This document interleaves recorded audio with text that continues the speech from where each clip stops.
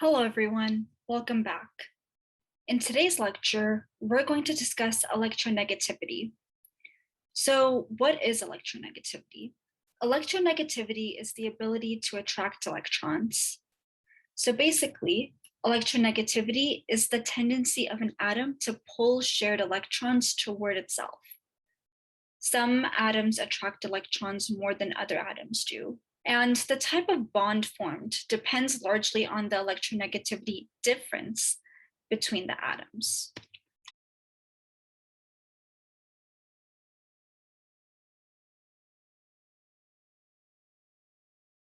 So this is an extremely important concept, especially when you want to determine what type of bond two atoms are forming together. So in general, if the electronegativity difference is greater than 2.0, then the bond formed is an ionic bond. If the electronegativity difference is between 0.5 to 1.7, then the bond is a polar covalent bond. And if the electronegativity difference is less than 0.5, then the bond is a non-polar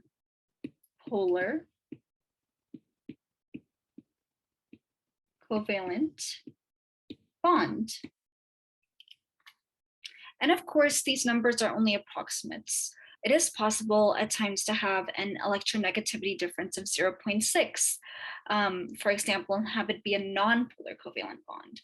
So these numbers are approximates, so I would recommend double checking with your teachers on which numbers and which ranges they want you to use. But for the purposes of this video, we will be using these numbers, the 2.0, 0.5 to 1.7, and less than 0.5. We'll be using these numbers. Some important things to know are the definitions. So a polar covalent bond is where the atoms share electrons unequally. The atoms do not equally share the electrons. However, a non-polar covalent bond is where the atoms share electrons equally. Another thing to know about electronegativity is the electronegativity trends on the periodic table. So let's go to the periodic table. Okay, so this is the periodic table. So it's important to know the electronegativity trends on this. So electronegativity on the periodic table increases as you go from left to right on the periodic table. So it increases. And electronegativity also increases as you go from down to up on the periodic table. So from down to up, electronegativity increases. So one thing that's important to keep in mind is that group 8 of the periodic table, which is the last column on the periodic table, this column over here, so this is group 8, which is the last column on the periodic table. This column does not have electronegativity. So why is that? Well, let's recall what electronegativity is and what we said it was in the beginning of the video. So I'll write that over here.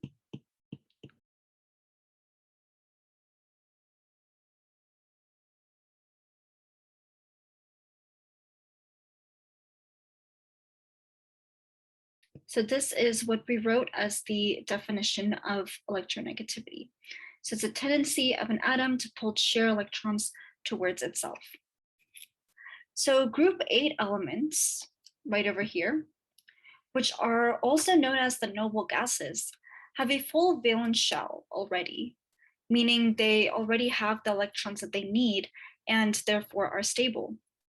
So therefore, there is no need to have the noble gases to want more electrons. So that's why this last column does not have electronegativity. Therefore, fluorine has the highest electronegativity. So fluorine is right over here. I know it's a little blurry, a little hard to see, but fluorine, which is right over here, the one that I'm circling, has the highest electronegativity. since it is the element on the periodic table that is the most right and is the highest. And since we don't include noble gases in group 8 and they have no electronegativity, fluorine is considered the most right and the highest. Now, if this doesn't make sense, that is completely okay, and we will do some practice problems. So let's just say that we are given that chlorine, which is Cl, has an electronegativity of 3.0. Hydrogen, which is H, the chemical symbol for hydrogen is H, has an electronegativity of 2.1. And carbon has an electronegativity of 2.5. So these are the given electronegativity values. So looking at only these three elements' electronegativity values, which one has the highest electronegativity?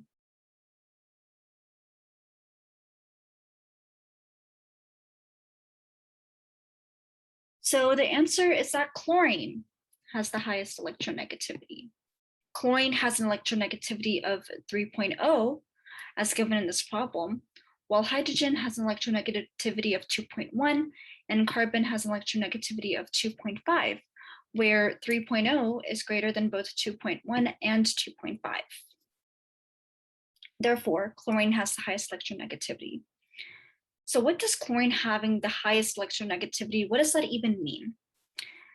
So if we go back to our definition, so electronegativity is the tendency of an atom to pull shared electrons towards or to itself. Therefore, chlorine, which is right over here, chlorine having a high electronegativity means that it has a higher tendency to pull electrons towards itself. This means that chlorine will attract more electrons than hydrogen and carbon would. Now, let's ask another question using these three same values. So what kind of bond is likely to form between chlorine and hydrogen? What type of bond is likely to form? So to answer this question, we need to look at our ranges for the electronegativity differences. So right over here, these are our ranges. So if the difference is greater than 2.0, then it's an ionic bond. If the difference is between 0.5 and 1.7, then it's a polar covalent bond. And if the difference is less than 0.5, then it is a non-polar covalent bond. So if we go back to our problem, the electronegativity of chlorine is 3.0, and the electronegativity of hydrogen is 2.1. So this is what we need for this problem. So we do 3.0 minus 2.1, and this equals 0.9. So if we go back, 0.9 is between 0.5 and 1.7. So the chlorine hydrogen bond is a polar covalent bond.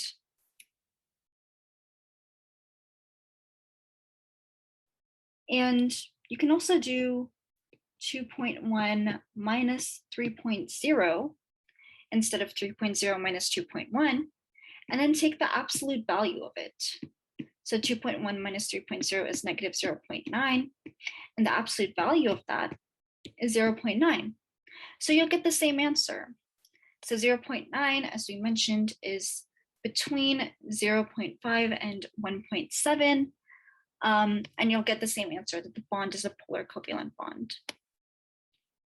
Now remember, your final answer should not be that the electronegativity difference is a negative number. The electronegativity difference needs to be a positive number. Because if it was a negative number, if you just kept it as negative 0.9 without the absolute value, then you might go back to this and say, hey, it's less than 0.5. So that means it's a non-polar covalent bond. That's not the case. You can't have negative electronegativity differences. So you always have to remember to take the absolute value if you're subtracting the bigger number from the smaller number. Okay, so going back to this problem, we got that chlorine-hydrogen bond is a polar covalent bond, as we figured out. So this means a polar covalent bond in this case means that the chlorine atom and the hydrogen atom shares the electrons unequally. So since the chlorine has a higher electronegativity, the electrons are going to be more attracted to the chlorine atom than to the hydrogen atom. Now let's try a different problem. So this is our third problem. So what type of bond is likely to form between hydrogen and carbon? So this symbol, the one that I'm bolding, pretty much means that a bond. It's pretty much a symbol for bond. So it means the bond between hydrogen and carbon. So what type of bond is likely to form between the two? So we're given that the electronegativity of hydrogen is 2.1 and the electronegativity of carbon is 2.5. So we will do 2.5 minus 2.1, and this equals 0.4. 0.4 is less than 0.5. So we can write our work over here. 0.4 is less than 0.5. So that means it is a non-polar covalent bond.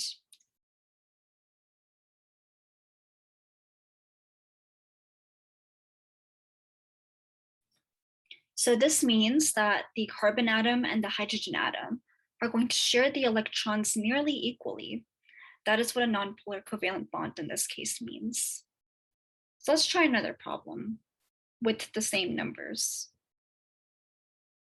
What type of bond is likely to form between a hydrogen and a hydrogen? So what type of bond is likely to form between two hydrogens? So we're given that the electronegativity of hydrogen is 2.1. So 2.1 minus 2.1 equals 0. So the electronegativity difference, which I'll abbreviate as ED in this case, so electronegativity difference is 0. So if we go back over here, 0 is less than 0.5. So 0 is less than 0.5. So the hydrogen-hydrogen bond is a non-polar covalent bond.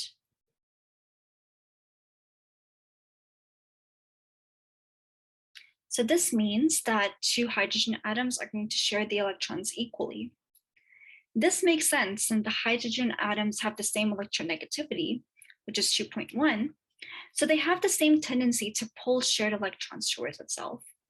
So in general, if two of the same elements are being bonded, whether it be a carbon-carbon bond or a hydrogen-hydrogen bond or a chlorine-chlorine bond or a fluorine-fluorine bond, etc., a nonpolar bond is formed. So let's try one more example. So let's try one more example with the same numbers, and let's include sodium in the problem.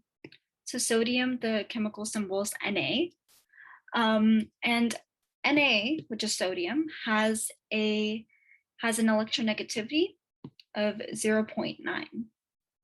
Now, what type of bond is formed between sodium and chlorine? What type of bond is formed between the two?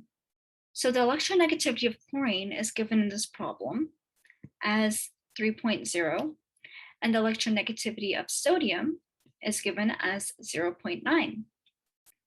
So to find the electronegativity difference, we do 3.0 minus 0.9, which equals 2.1.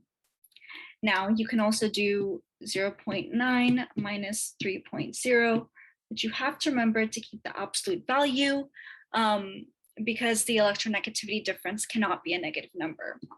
And you'll get negative 2.1, which equals 2.1. So regardless, you'll get the same answer, which is 2.1, 2.1. So you can do it either way. Just remember to keep the absolute value. So we get the electronegativity difference. I'll abbreviate this as ED. We get the electronegativity difference to be 2.1. So if we go back, 2.1 is greater than 2.0. So 2.1 is greater than 2.0. So if we go back, 2.1 is greater than 2.0. So that means sodium and chlorine form an ionic bond. So an ionic bond. And we touched a little bit on what polar covalent and non-polar covalent are. So what is an ionic bond? So in an ionic bond, electrons are not shared. So in covalent bonds, electrons are shared, where in polar covalent bonds, the electrons are not shared equally, versus in non-polar covalent bonds, the electrons are shared equally. So in an ionic bond, the electrons of one atom are transferred permanently to another atom. So the electrons aren't shared, but they're being transferred.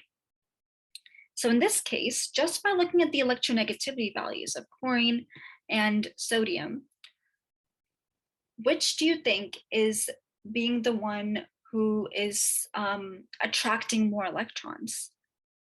Well, the answer is chlorine. So chlorine has a much higher electronegativity than sodium. Chlorine has an electronegativity of 3.0, while sodium has an electronegativity of 0.9. So a higher electronegativity means that electrons are more attracted to them. So that means since chlorine has a higher electronegativity, electrons are more attracted to the chlorine than to the sodium. Sodium has a very low electronegativity, especially when you compare it to chlorine, hydrogen, and carbon. It has an electronegativity of 0.9, which is really small. So their attraction for electrons is very, very little. You can also see that over here. So it's a little bit difficult to see, but you have sodium over here and you have chlorine over here. So remember what we said, electronegativity increases as you go from left to right, and it also increases as you go from down to up. So Na is all the way on the left, and chlorine is all the way on the right. And since electronegativity increases as you go from left to right, chlorine has a much higher electronegativity than sodium. So that means chlorine will take the electrons from sodium because it has a higher electronegativity. Okay, and that is it for this video. Thank you so much for watching. If you like this video, please subscribe to our YouTube channel and please follow our Instagram STEM Guide channel, which is also linked below. And yeah, thank you so much for watching.